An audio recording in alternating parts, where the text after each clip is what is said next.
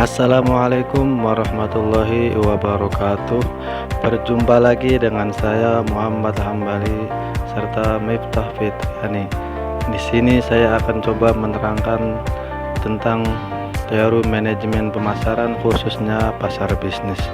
Namun sebelum kita memasuki apa itu pasar bisnis, ada baiknya kita mengetahui terlebih dahulu apa itu yang dimaksud dengan pasar.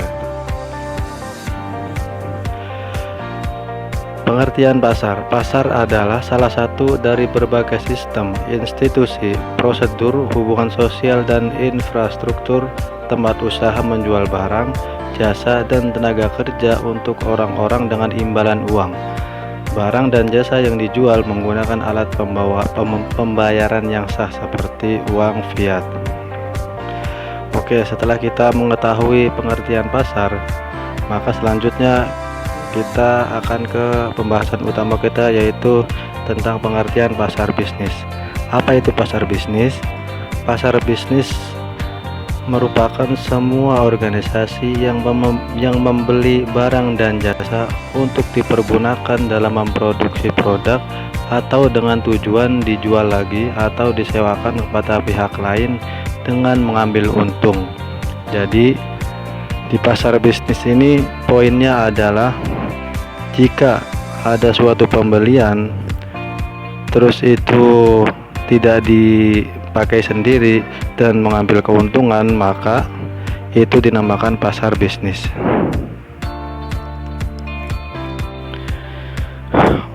Oke, lalu kemudian ciri-ciri pasar bisnis itu yang bagaimana sih?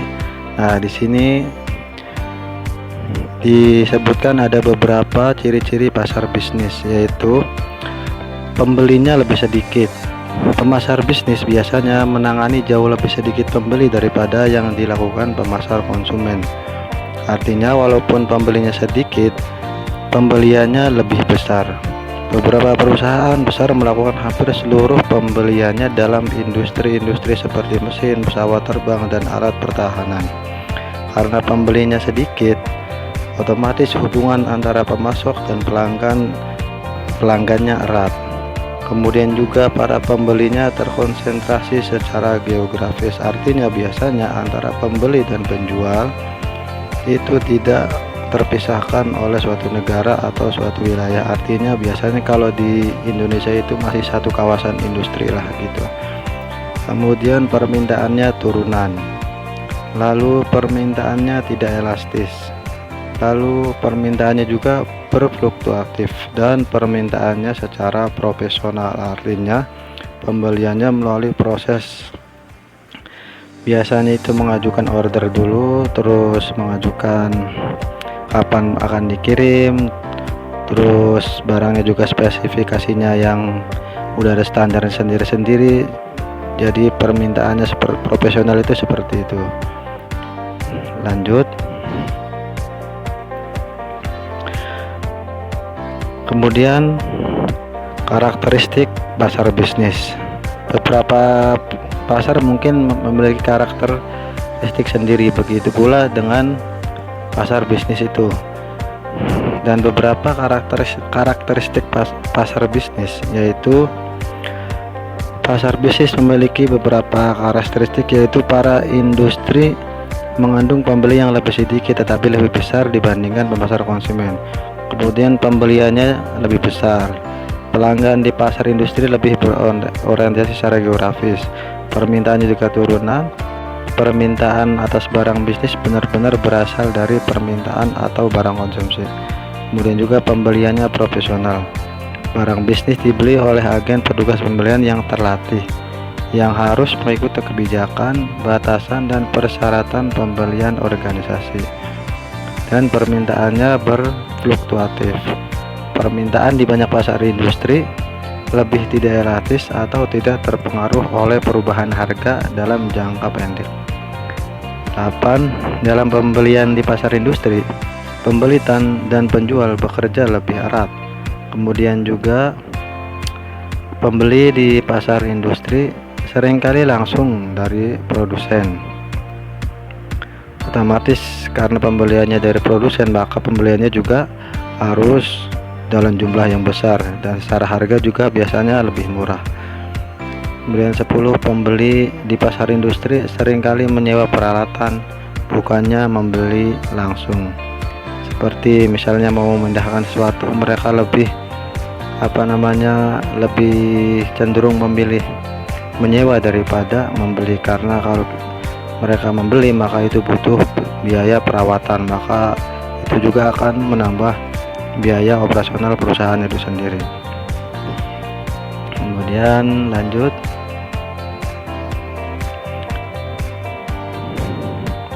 pusat pembelian pada pasar bisnis. Nah, di sini dalam pasar bisnis ada beberapa orang yang melakukan pembeliannya harus melalui pusat pembelian,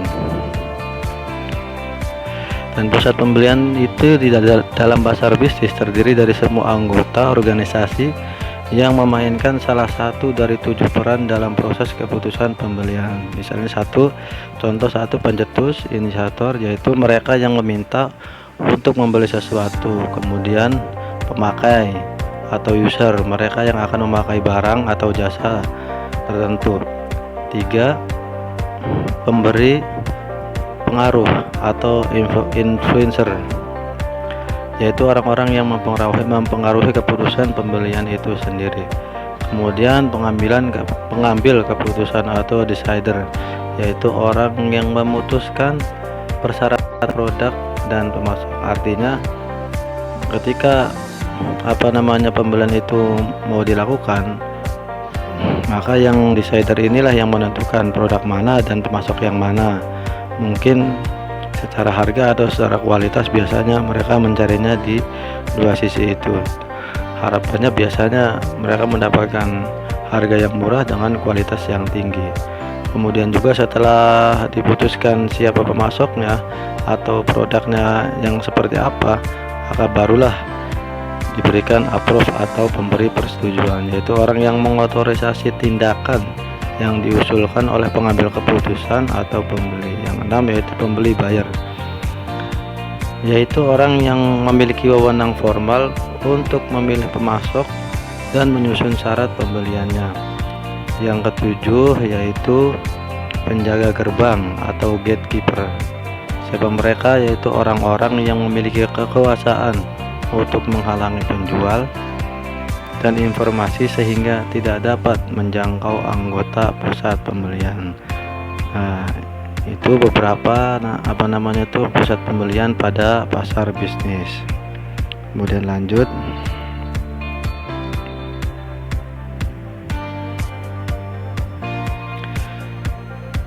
lalu faktor apa sajakah yang mempengaruhi pembeli pada pasar bisnis?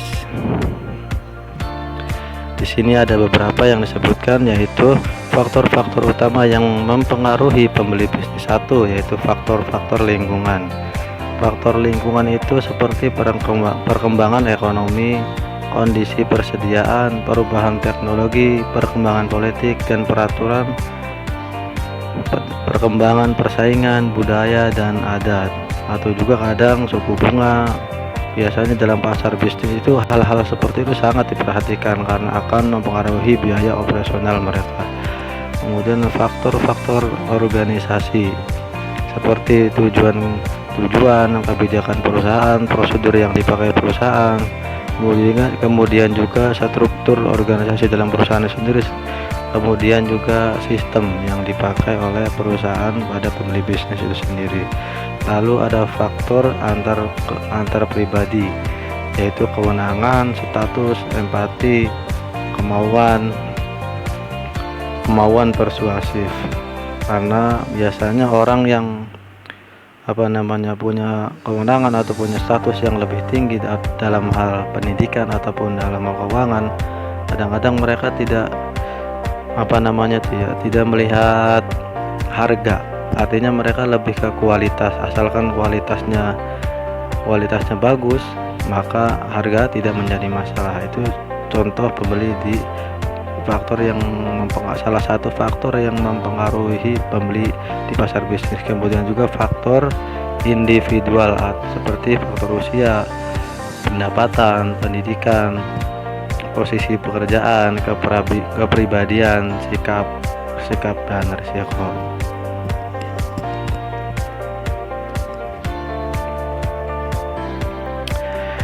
Kiranya cukup pemaparan saya tentang manajemen pemasaran ini, khususnya untuk pengertian pasar bisnis serta segala sesuatu yang berhubungan dengannya.